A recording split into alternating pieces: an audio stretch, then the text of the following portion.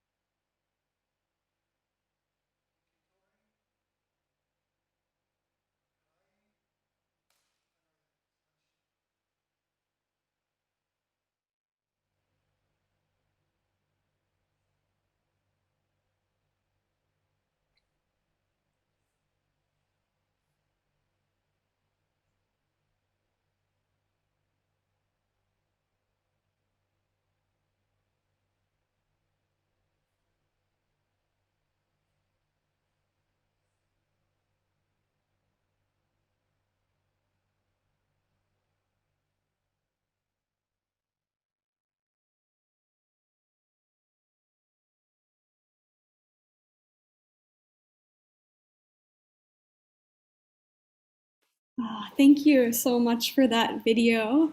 I feel so kind of peaceful watching it the first time, but then when you see it again with the captions, there are so many steps and so many parts before and after this shot. You can really tell the effort that Felita or any practitioner must have to put in to be able to do this practice.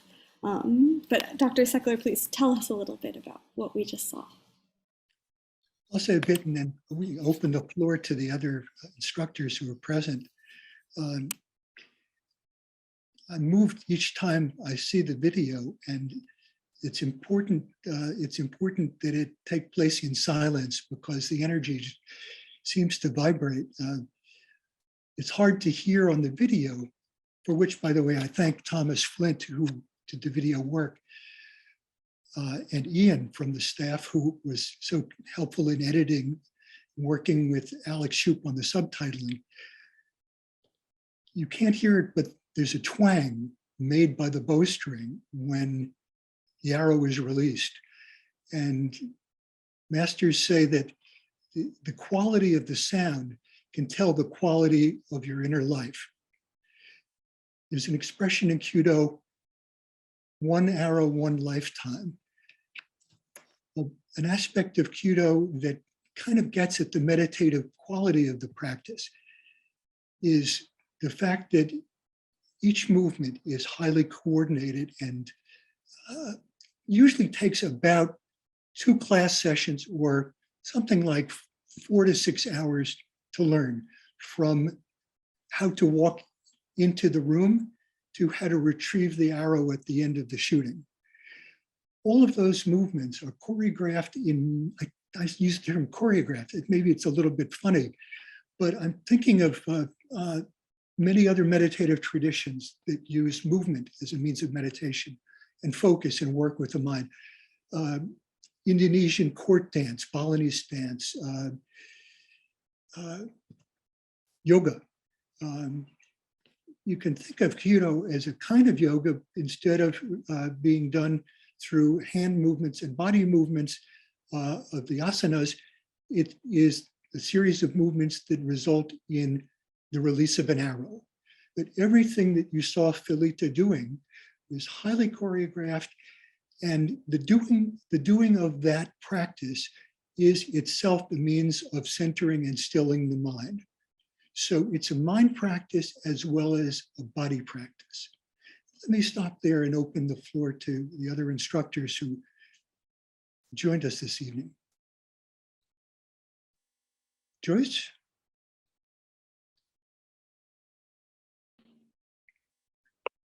Hi, my name is Joyce Wu.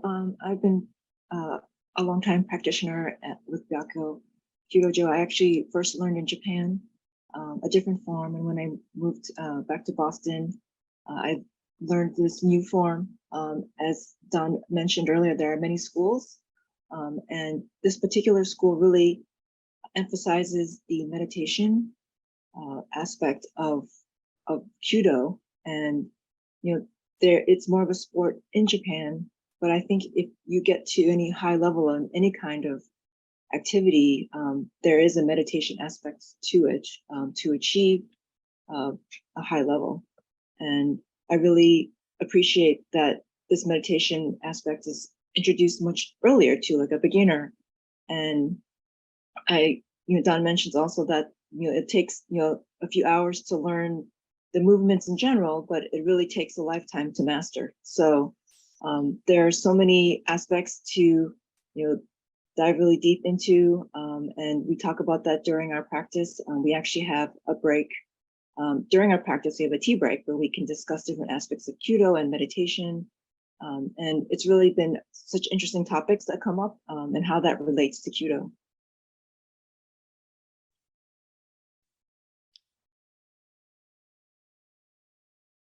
Thank you. Alejandro? Hello, my name is Alejandro Mirles, and I've been practicing for many years now. And I just want to mention the importance of the dignity of the form and the truth in the form. When Felita stands in front of the target, it's just her. It's just her with the target. and the equipment, and every second it's important to be full aware of that. So there's no enemy like other martial arts. So whatever happens at the moment of the practice is up to you, and it's a reflect of who you are, how you feel at the moment. So practicing is a way to take a look at your mental state at that time, and also to be aware that whatever happened, whatever action, how much attention we pay to the form, or we don't pay to the form, is up to us. And the important thing is to be aware of that and bring awareness to the practice. And again, everything that happens is a reflect of you. And it's just like Don and Joyce mentioned, it's a way to polish you, because it's easy to, it seems easy to learn the form, the steps, but like Joyce says, it takes a life to actually master it. And because every time that you practice, you polish a little bit of yourself. So it takes a life to polish yourself. That's my comment. Bill, anything that you want to add?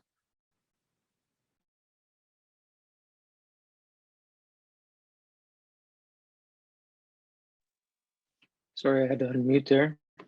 Bill, I've been practicing for about, since early 2019.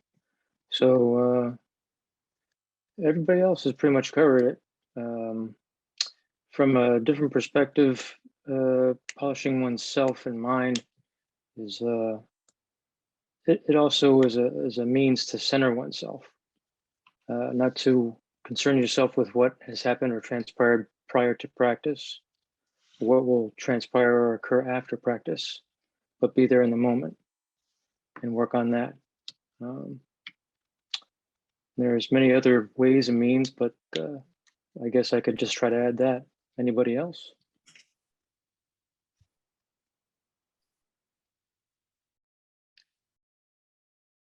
Hey, Felita, do you want to add anything? Not really, but just want to echo what everybody said, that Kyudo is technically our mindful practice, and it's a lifetime and quiet practice overall. And we just treat every practice like we treat our yumi as our teacher. We listen to our yumi. Since our school use the bamboo yumi, probably we kind of like feel it more, rather if you use fiberglass yumi. You kind of feel like if you use the yumi after a long day practice, it might need some rest. You listen to your yumi, so you put it in the rest and probably continue practice the next day or the next time. And we always treat our target as a mirror. So you just reflect on that every time you practice. You not really dwell on the past, but just stay in the present.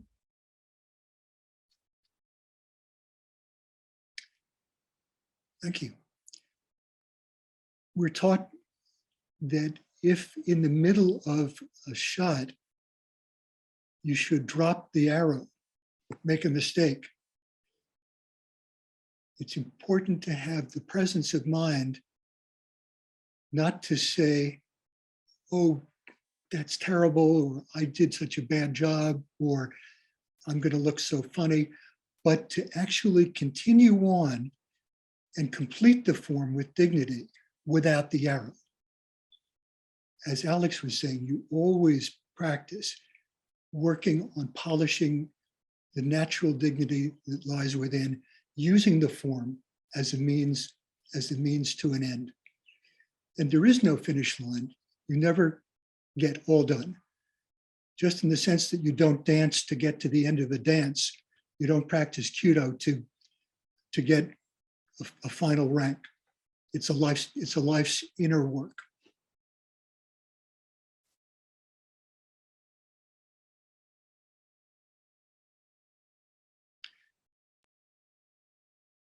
We're going to be moving to a video of the second form that's taught to students after they've mastered Shichido well enough to move forward. This is called Hitote. It's a form which is, in this case, being done by two Kyodoka, two Kyudo students, relatively new in their practice, who are coordinating their expression of Kyudo together, which raises the level of energy and the awareness required, even above what happens within the individual. Thank you.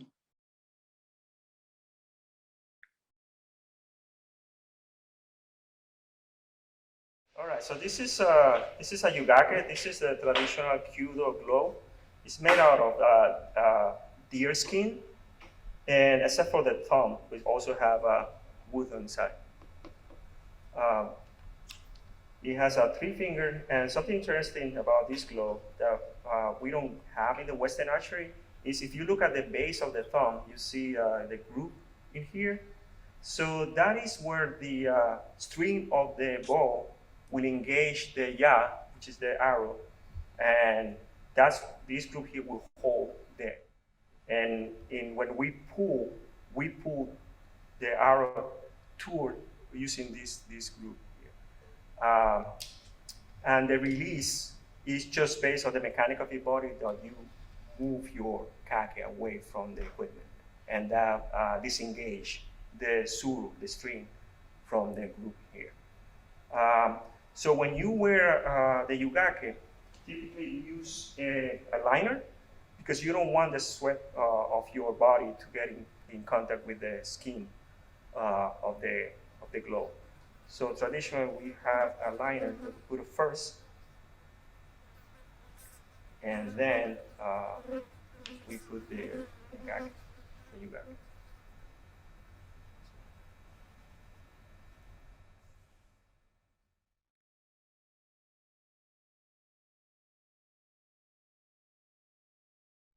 So these are ya, or arrows, and they are 4 matched or 2 matched pairs. And the 2 ya here are matched in the way that the feathers are from 2 different sides of the bird. And when they're shot, they actually rotate in alternating directions. So we naturally shoot 2 ya for each time we go to the makiwara or to the mato. And we usually have 4 matched arrows. And these are made of bamboo. We also have different tips here for shooting at the makiwara or the mato, and this is for mato. These ya are actually a certain length for each archer. That length is determined from the center of the body to the extension of the hand plus 3 fingers. So that you take the tip of the ya and put it at the center of your neck, and then extend your left arm. And from here, you can see you want to have at least 3 fingers to have enough length of the ya when you're shooting. We also shoot with unfeathered ya when we're shooting at makiwara at the short distance, but in order for the arrow to fly, you need feathers. So these are for long distance.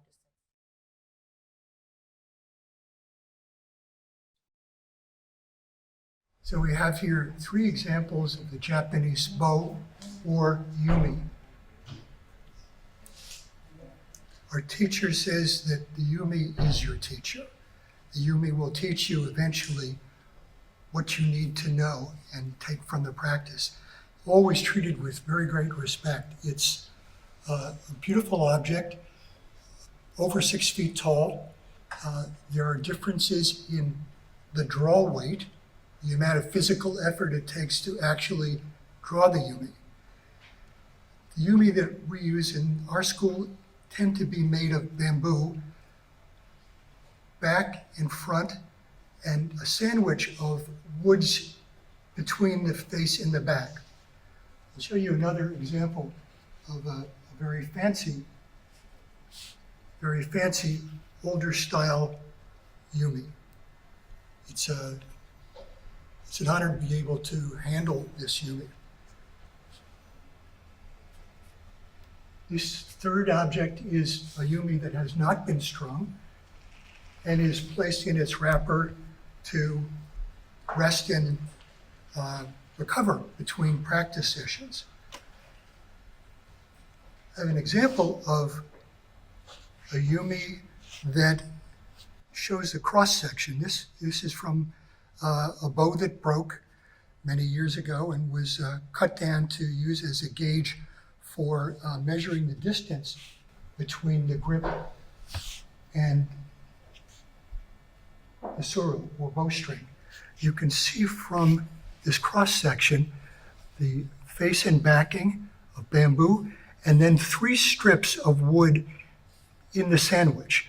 This happens to be a sandwich of bamboo strips. If in a higher quality yumi, there may be several more strips, and they may be much more precious woods, or a combination of bamboo and other woods. The Japanese yumi is unique in that the grip is 2/3 of the way down the curve of the bow. This is really not found in any other indigenous bow, and there are lots of theories about why it's set this way. Some people talk about its usefulness in horseback archery or in warfare of one sort or another. Really, the answer is that nobody knows exactly why this design became the standard, but it goes back in historical representations more than 1,500 years to a very early period in Japanese history. So again,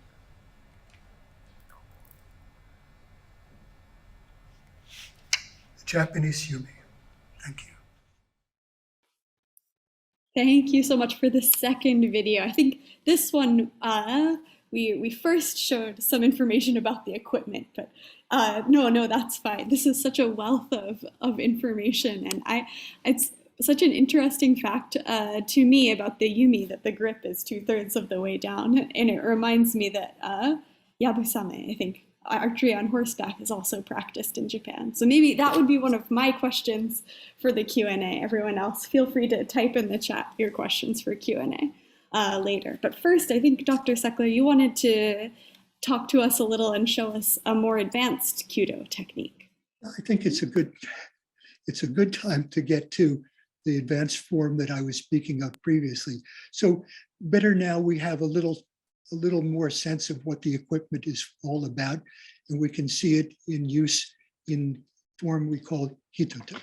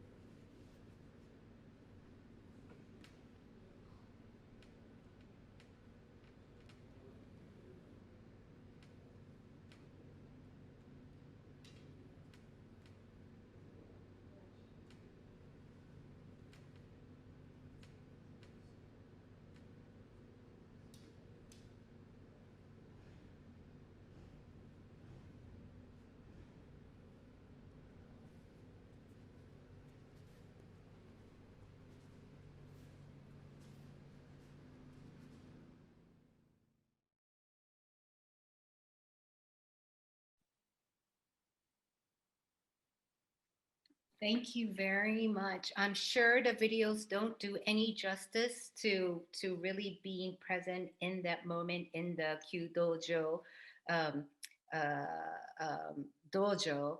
But what a treat for all of us who don't have the opportunity to be there all the time. So I am going to jump right into Q&A because I tell you, I have a lot in my direct message. I have an audience, actually, just the audience, I think in general, are really are funny audience to some extent that everybody seems to want to send their questions directly to me, which I love. Um, but Dr. Seckler, first and foremost, you did mention that video that we just watched is a more advanced Kyudo. Can you elaborate a little bit on that? Not more advanced in the sense of more important. Everything that's done in Kyudo is seen importantly as equal in importance. But if you try to learn too many things at the same time, the result is confusion. So as with so many other arts, there's a stepwise progress that helps you encounter the information in a way that makes it possible to integrate and make it meaningful. So first Shichido, then when Shichido is well enough accomplished that your mind is not racing and all over the place and your form is not this way and that way, you have the extra energy to learn an additional form. Even if there was no such thing as Hitote or any other form, Shichido by itself is a lifetime's meditation work. So it's not fancier or better in any way, but it's another level of encounter with the equipment, with the target, with yourself.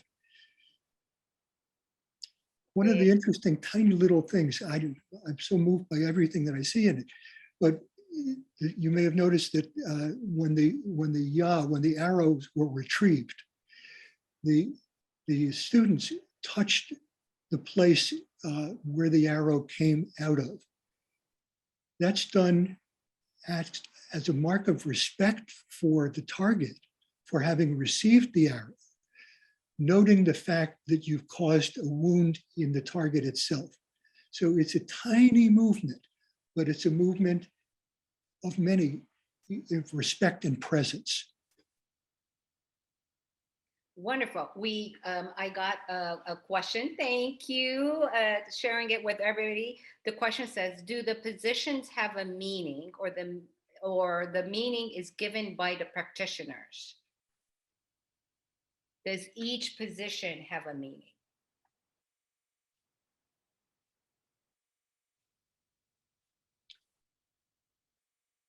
Alejandro, do you want to address that? Sure. So let me see if I understand the question. When you refer to the position, is in terms of where you're standing or in terms of the form at the different steps? I think different steps. The different step. Yeah, so yeah, the form itself, each step has a meaning. Each step is important because is as one step ends, is the beginning of the next step. So each step is equally important, but also each step it carries to the next. So we start the form with achibumi, where we set the lower body and we ground ourselves in order to be ready for the next step. So the first step in achibumi, so we set our body from the waist down, so we grounded. Once we finish achibumi, we move to the next step. That is, then we fix our upper body, and we fix especially our torso. And it's a way also to make sure that all the energy is concentrated in our hara, in our center. Once we finish the first step, which is achibumi, setting up the lower body, and the second step, which is setting up the upper body, we move to the next step, which is align the equipment, the ya, which is the arrow, and the yumi, which is the bow, in direction to the target. And once we said that, it's important to mention that once you finish the second step, and you set the upper body, from that point on, the only thing that's going to be moving is your head and your arms. So the rest of your body, the lower side of the body and the upper side, should remain in same place. No motion. Only the arms and the head will move it. And as we continue, then we raise the equipment while we're looking at the target. So at this point, so we paying our attention to the target, and the next step we draw. And the draw is done in a way that we align our body to the center. We align the equipment to the target. And the last step is the release. And in the release, after the release is fast, no? But also, after the ya leaves the arrow, that ya is gone.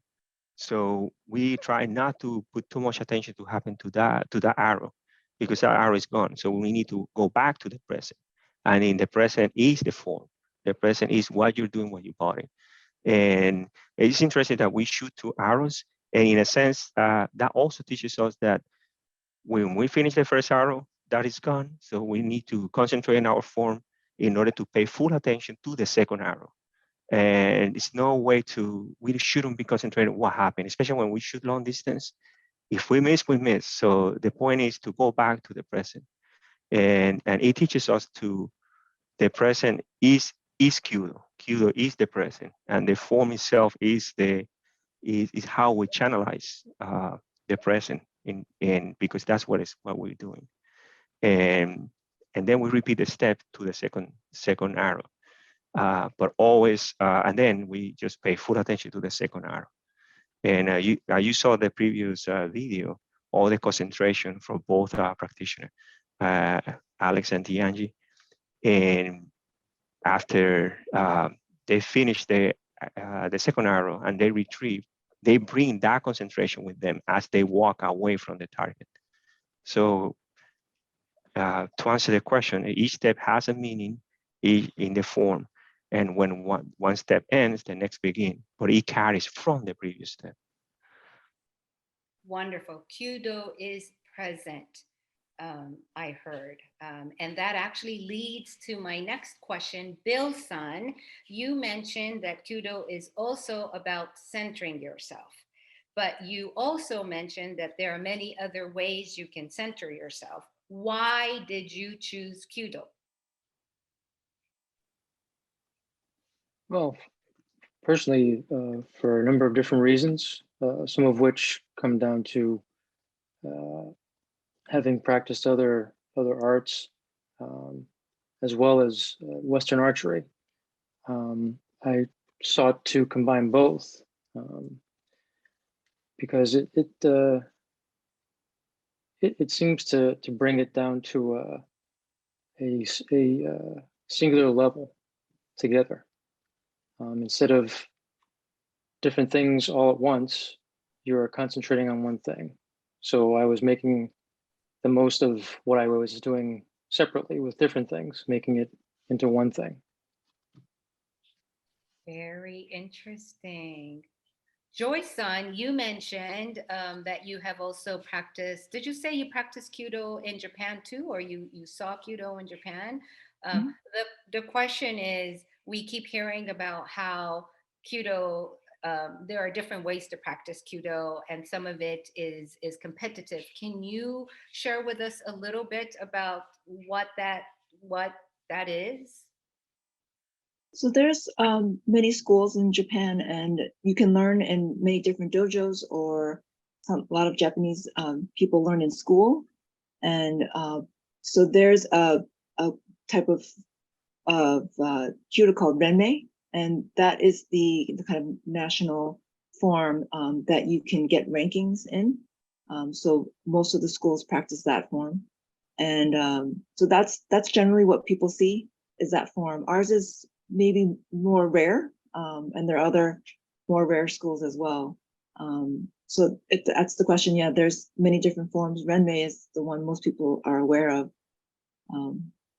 And I actually wanted to add a comment about the previous video you'll notice that there are two practitioners practicing together and they're synchronized. And this is kind of elevating the practice one more level, where the person that is in front is the one leading, because the person behind is having to be aware and to follow to make sure that they're synchronized.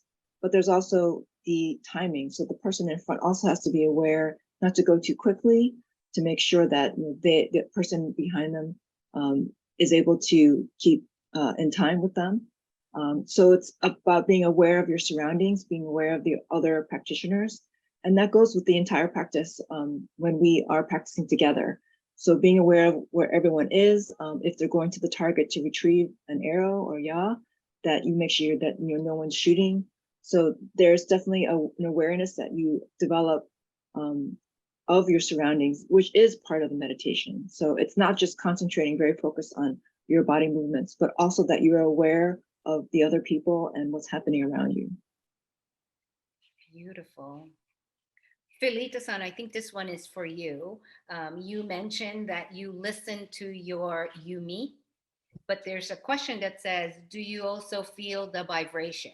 And if so, do those things change depending on where your kokoro, your heart, is that day? Yeah, definitely.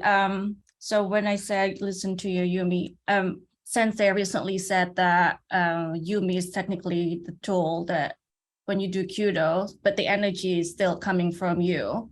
So when you release, you kind of feel the vibration and kind of know when you draw and that feel the tension, and when you release, that's where probably you feel the vibration most. But and then yumi, especially bamboo yumi, you can feel difference probably throughout the season, since here in New England, we have 4 seasons. Probably you feel in the winter time, like your yumi feels more stiff than in the summer. Like Sensei said that probably it's better if you have 8 yumis, so like 2 yumis per season, but that's like different stories. But yeah, I think it's important. Probably if you feel like the yumi is more stiff than in the summer, you probably need more warm-ups before, or in the summer, you kind of like need to take care of your yumi pretty much throughout the year. Very interesting. Donald-san, I think this one is for you. This is a big question and maybe a little bit difficult to answer. The question is, how has Aikido changed your life? I'm sorry, Aikido. How have Kyudo changed your life?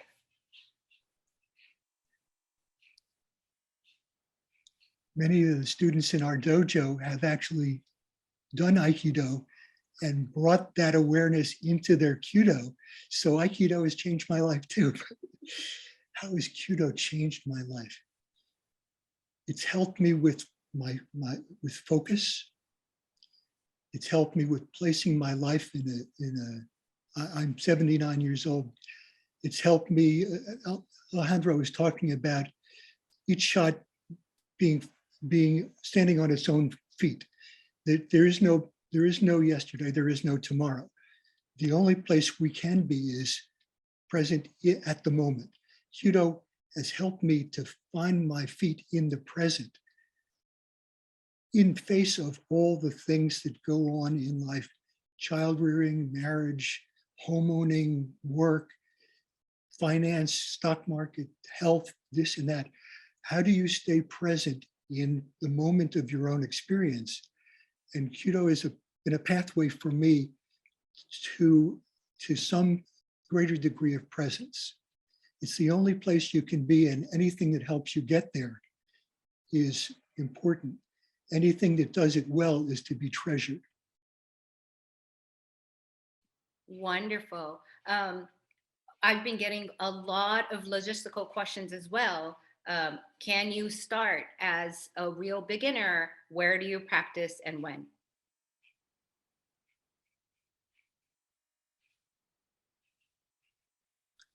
Joyce?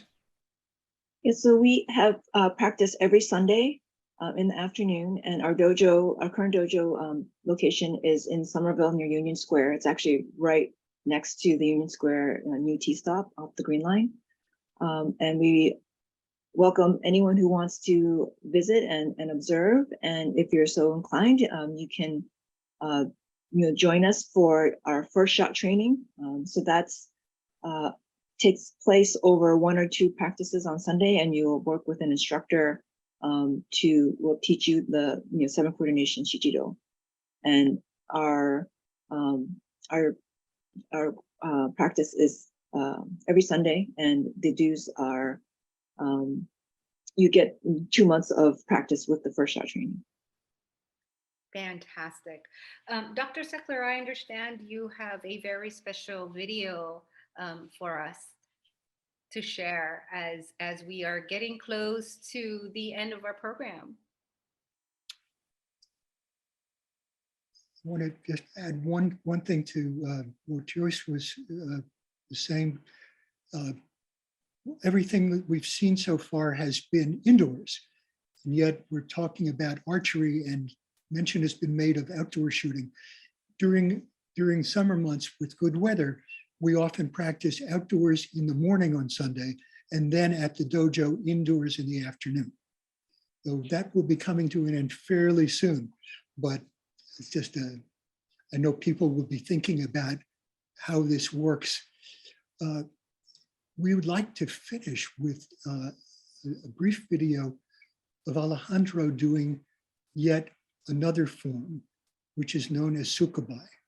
It's a kneeling form, so it's kind of in some ways like what you saw before in Hitote, but he will be performing it solo, and this will close the program. So